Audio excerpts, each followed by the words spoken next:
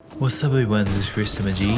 and for today's video today, we're actually going to go over this pretty much common topic that I've been asked for pretty much around you guys when it comes to how you get so good in the game. Are there any tips how to play certain weapons better or particular classes? If there's one word that I actually have to say when I actually try to universally answers to all these questions, it's actually perseverance. If you actually are stubborn enough to learn, or you're willing to learn some new ways on how to play weapons or classes of some such,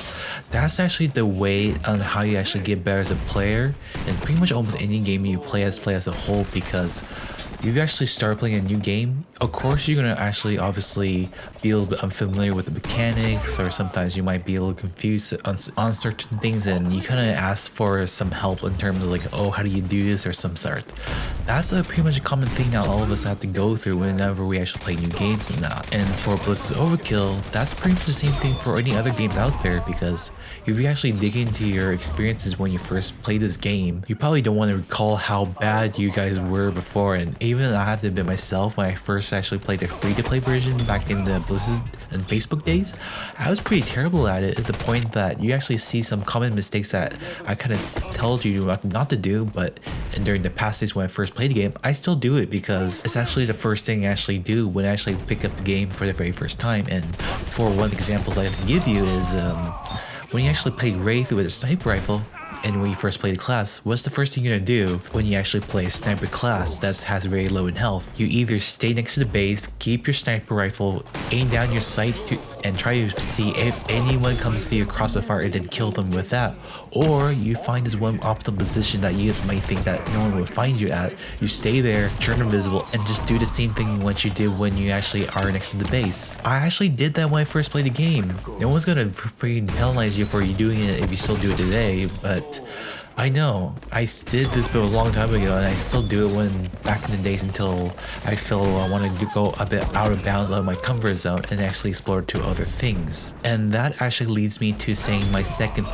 word of wisdom for you guys if you actually want to get better at the game in general is stepping out of your comfort zone and try to learn new things. And sometimes the new things, you might hate it, it's probably common at first, but the more you play with it, you actually have to change your thought that, oh, this weapon is not as bad as I thought it would be, as people would say. Because let's take for example, I heard numerous people saying this particular weapon that you should stay away as far as possible because it's the noobiest thing that you can actually do in a game,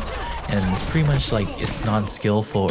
or people have been labeled as such as that because it's not like something you would use in a normal gunfight. And that weapon I happen to say is actually the one shot that I actually posted for 2 days ago prior I actually posted this video. And it's actually the entire player base themselves is actually discriminating against this one weapon that's classified as the most noobiest weapon all around, and it's pretty cheap and it's pretty spammable too. And to a certain extent I could sort of understand that, but at the same time I don't see a reason why you should go out there and down talk a particular weapon saying that it's not the best gun you should use and you should stay away from it. Not only applies to particular weapons, but this actually also leads to people hating other classes too, and either they never played the class before to understand how the class works itself, or they never take the time to thought of on ways and how to counter that particular class. And this is why I actually suggest this for anyone that asks me like, oh, how do you get better at this game and all.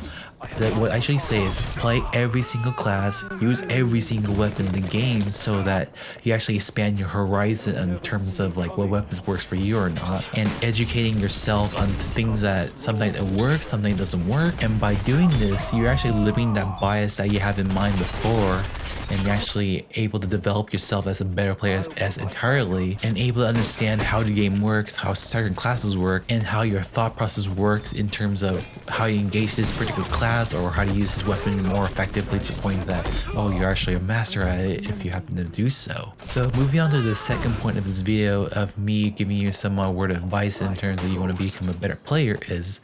actually being humble towards yourself and towards your opponents too. And whenever I actually play Ballistic Overkill, and I kind of see some people kind of like throwing salt at each other, insulting each other, showing some bad words to each other, and some of those examples I probably say is like, go F yourself, or just like,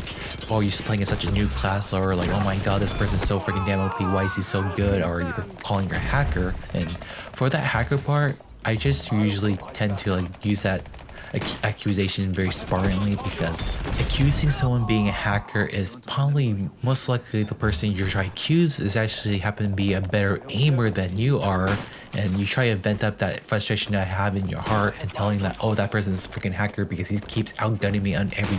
right turn. I do have those feelings sometimes, and I have to say right now, despite of, I know you guys saying that I'm like the best player of all time and say I'm a god, but as much as I take those comments for granted, but at the same time, I have to remain humble to myself and to my other players too who actually happen to play the game, and I actually keep this mindset that there'll always be someone out there who actually can outplay me in every way, and they could probably kick my ass in every way if I were to meet them, and if you can probably see, there's already people out there can do so, and I know that is a fact, like I can't outplay them because they aim a little bit better than I do. However, I usually don't say like, oh, I'm like the best player around, or just try to brag about my fame to anyone else that doesn't happen to know me, and I probably happen to outplay them so much to the point that calling me like a hacker or something. I don't try to do that because it's just outright disrespectful for other players that try to enjoy the game for fun, and at the same time, I just don't feel like they should just deserve those type of treatments of coming from a person that actually happened to know the game a lot more than the one I'm actually playing against. And I just feel like they should have this equal opportunity to kill me as I do for them, because I don't want to give them that feeling that I'm like the supreme player that actually can just constantly kill them. And there's sometimes that like some fans will come up to me or just find me having a game, and it's like they say, oh my god, it's FruitSMG, he's the god player, and they kill me. It's like, oh, I actually killed him, yay, and such. I do compliment them. It's just like, good job, you killed me. And like, I'm just showing you guys I'm just a player just like you are, and not like certain god or unkillable person or something like that. And all I want to do is just enjoy the game, just with you guys as the viewers that's been watching all my videos ever since I've been doing these type of things, and giving some respect towards the person I actually happen to play against, and giving some sense that, oh, FruitSMG is not like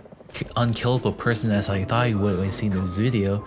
He's actually a decent person that actually have to play this game so much that he knows what to do, but yet I'm able to kill him, and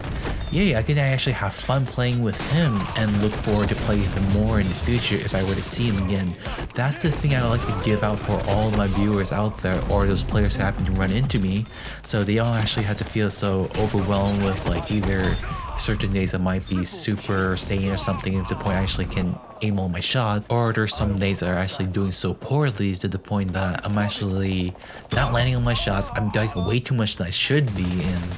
that's normal, people. It's normal that like there's certain points that we're at our peak, and there's some points that we're actually doing absolute crap in terms of our gameplays whenever we play any shooters or any games out there. Just to sum up the second point, just be humble to yourself and towards your opponents, so you can actually continue building up as becoming a good player, and at the same time having good sportsmanship to your opponents whenever you play any type of form of sports. I actually happen to do when I was a high schooler, and I haven't played tennis all 4 years of my high school life, and I still kept this mentality of being humble because my tennis coach was my inspirational model of being the humble player that I actually happen to be today when it comes to playing video games instead of playing tennis. And my coach happened to straighten the path of way me becoming a better player like I am right now, and giving respect and being humble towards other players as much as I give them respect to them and they actually give respect to me. Anyways, moving on to the third point I like to give you guys in terms of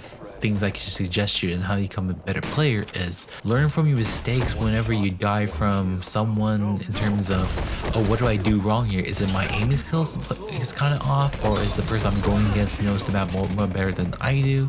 There's a lot of things out there you have to think about, like what you do wrong in order that results in your death as whatever character you're playing. So for this common example is tanks versus shadows. You obviously know that tank has the highest HP in the entire character you can actually pick from, and Shadow on the other hand, it has the lowest HP in almost the entire class besides Wraith, and Shadow has to get pretty close to his opponent in order to deal optimal damage just to kill them. We'll just use that as an example for me in terms of what my thought process in terms of what if I were to be in that scenario. I'm playing Shadow and I'm going against this tank player who happen to have last stand. This actually starts the process of of you thinking if there's ways that you can actually kill the tank without you being shot by him whenever he uses his primary weapon, and also at the same time try not to die when he actually activates last stand and pulls his black heart and attempts to kill you and bring you with him when he dies. And there's several things you can think of in order to mitigate his lack of health,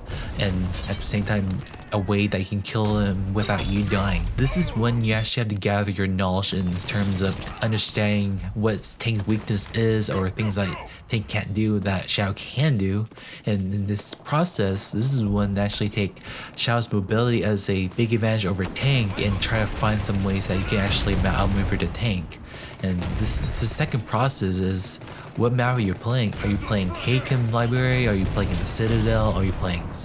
Sun Square Mall?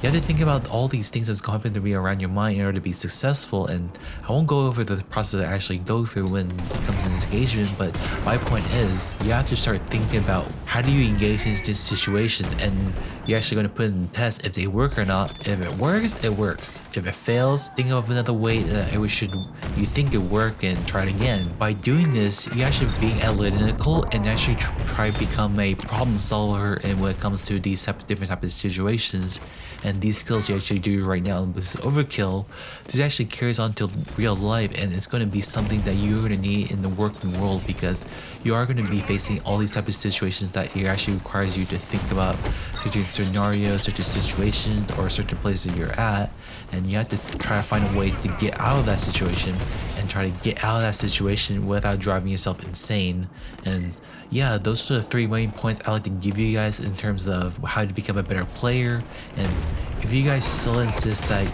in ways to become a better aimer, because that's a separate topic that actually differentiates from this video, you can actually comment that video down below in this video to see if you want me to make those guide for you in terms of becoming an aim player. But to be honest though, that's not something that you should seek out for, because in my opinion, becoming a good player, being a straight out forward player is much better than those players who actually are better aimers, but they're not very good people to hang out with, because they're kind of,